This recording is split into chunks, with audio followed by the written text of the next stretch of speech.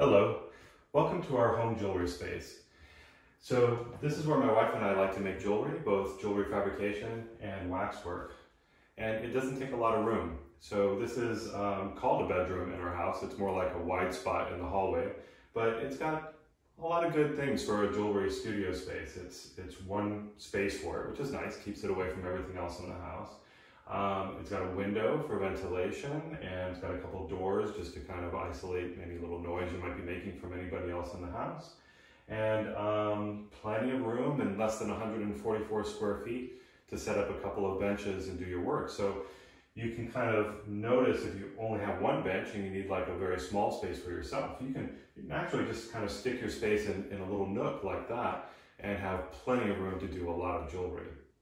Let me give you a tour of the space. This will be broken up into two parts. One part is going to focus on the jewelry fabrication area, and the other part is going to focus on the waxwork area. Let's get started. So this is my wax bench where I do wax carving, and I'd like to give you a tour of how I got it organized and set up, but you can see that it doesn't take a lot of space, just this, basically the width of this bench plus maybe another drawer unit. To have everything at a good height to work at and organized for you to work. Now, you don't necessarily have to have a full-on jeweler's bench to do this. You can set something up with like some sort of tabletop, could even be an old door or something you salvage. You just have to raise it up to the right height so that you're not hurting your back and your neck while you're doing all that carving and having fun. So let's use the jeweler's bench as an example. So when you're setting up to do this, you want to adjust your chair so that your knees are at about 90 degrees, not lower, not too much above. And you should be able to fit under the bench. And if you raise your arm up, you should be able to have your arm, if it's coming 90 degrees out of your arm socket here, about the level of your clavicles. That's where the desktop, the bench top should be. Now, for me, as an average height person, that's about 5'9", 5'10", the bench is ready to go. I can use it as is and just adjust myself a little bit up and down as I'm working. If you're a little shorter, a little taller, you'll need to modify your bench or your setup, whatever you're setting up. So if you're taller, in order to get that correct ergonomics, you will need to raise the bench up on risers. So you can put risers under the legs. Just make sure that they're secure so the bench doesn't wobble. If you're shorter, well, you're going to have to trim the legs that came with the bench or your setup so that that's at the right height, so that your feet aren't dangling off the chair to try to get up to the right height to do your work. But whatever you do, make this space custom and comfortable for you so that you'll be happy in this space when you're doing your work and you won't hurt your back and your neck. It makes a huge difference. So let's start taking a closer look here at what we've got. So for a wax bench, a wax carving area, you don't need the same things you need like for a jewelry bench for sawing, filing, soldering, etc. So there's no soldering set up, there's no torch. And in fact, I just want this area to be as separate as possible from where I do that kind of dirty work. So because as far as lost wax is concerned, you don't want to be getting dust and dirt and metal dust in your wax carvings because they won't burn out correctly. So it's very important not to contaminate your wax models with those kinds of things. And you can cross-contaminate just by sharing the same tools you use for general jewelry work with waxwork. So totally different files, totally different sandpapers, everything here is just for wax. I've got a good light to give me a nice broad spectrum of light here so I can see really well to do my carving.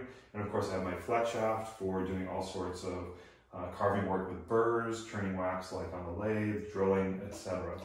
So for waxwork, I like to just keep the basic standard number 30 handpiece that comes with your flex shaft here for doing my work.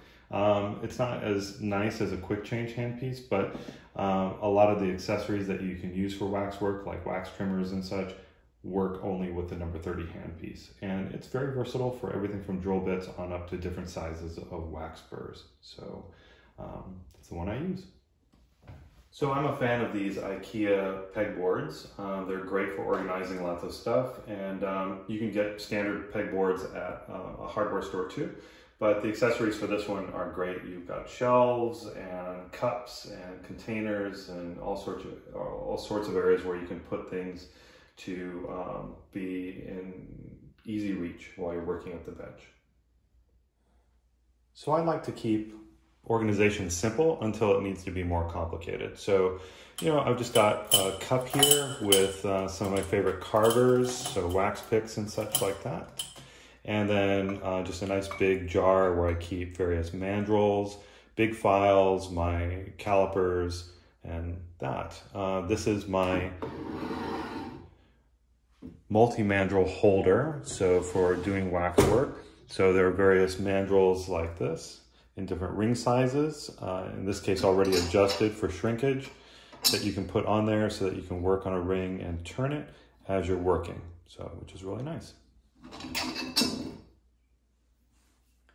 In this area, I've got kind of my general play zone, so I've got my scale for weighing my wax, a box for kind of organizing stuff while I'm working, a mat for kind of putting my waxes and stuff on, just to keep things organized. And this is where I keep a little bit of alcohol, not the drinking kind, isopropyl or denatured alcohol for cleaning wax and for maybe even using in the alcohol lamp if I need a flame to warm things up. Now I have a lot of different picks and files that I use for wax work, and it's always been a little bit of trouble to get to it, to find exactly the pick you need, especially if it's jumbled up a little bit in a cup. And so I'm experimenting right now with a turning organization system like this that you can get at an art store. This is for brushes. And so it lets me see each of the files individually. With this turntable, I can see each of my picks here, the shape, so I can kind of pick the right one for the job. I can turn, find other wax tools, my small mini needle files, my key files, and my wax files and needle file size, as well as my bigger ones. And I can even use the little drawers down here to store things like my square, a circle divider, etc. All in a small footprint. So not bad. This is another way of organizing your picks and files that I made myself. It was 2 square pieces of molding, one larger, one smaller, that I glued together. And then I drilled holes in there that would fit some brass tubing of different sizes where necessary to help extend the holes to hold the picks up in place. And that gives me a very nice profile view of all my tools and a very easy way of organizing them for me to be able to find them and to see them. Also at school, I have this bamboo holder on a turntable. I believe it's a kitchen organizing tool. And I use this for my larger files and miscellaneous picks that I don't use that often. You know, squares and circle dividers and things like that, that I want handy in a small footprint that I can turn to get to different sides. Benches are great because they have built-in drawer units. If you don't have a drawer unit in your setup, get one, because it just gives you a lot of nice storage that you can put away where you don't have to look at it. Top drawer of my bench is almost always my junk drawer, so just lots of miscellaneous things in there that I'm going to need to get to. No real organization, except I kind of know what's in there. So we've got spare batteries, stones, lighter for the alcohol lamp, some projects in process that I'll get back to someday, and wax. Next drawer down, that's where I keep my multi-mandrels. So these are the things for working on rings on the holder that I showed you. Various things for turning wax, burrs, wax burrs for carving, and drills. Bottom drawer, this is where I keep wax. So different kinds of carving wax, buildup or injection wax, wax rods, etc.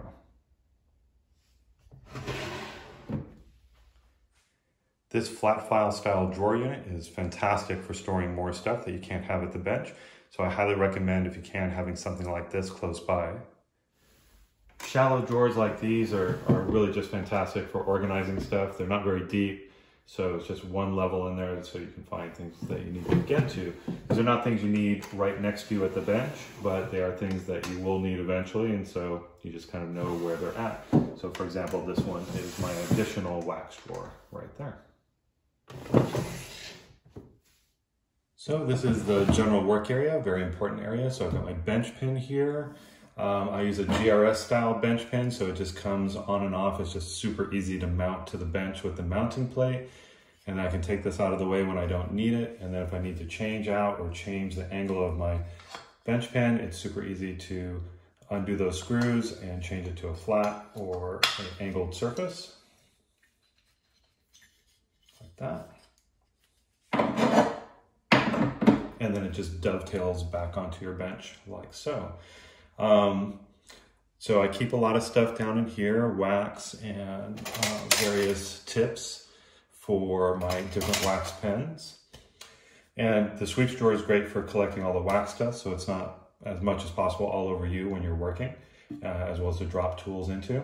I love this feature, so I just bought a little LED strip like you'd use for a shelf, again at IKEA.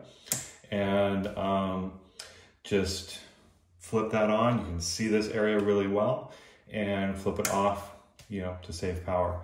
I already had to put a hole in to put my wax pen here, so I drilled with a hole saw a little hole in the back of the bench behind the shelf so that the power plug could go through, so it was a very easy addition to put in the light. If you're just putting in the light, you don't need much of a hole to run the little strip, the little cord to go through there. So wax pens, I have two. Why not have two? I like two different styles. So I have a wire style tip like this one, and with a simple control box like that, and that is directly mounted to my shelf. So you can see here I just put these two brackets that I screwed to the shelf, so it keeps it from moving around too much and getting into mischief.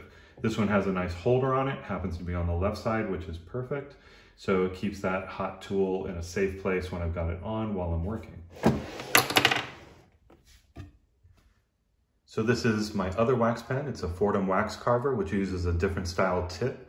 The tips for this look more like picks, so not wire style, so more like narrow picks and paddles and knives and things like that, which I also love.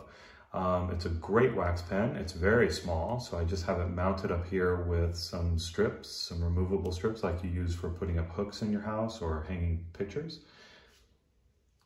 Down here, for the handle,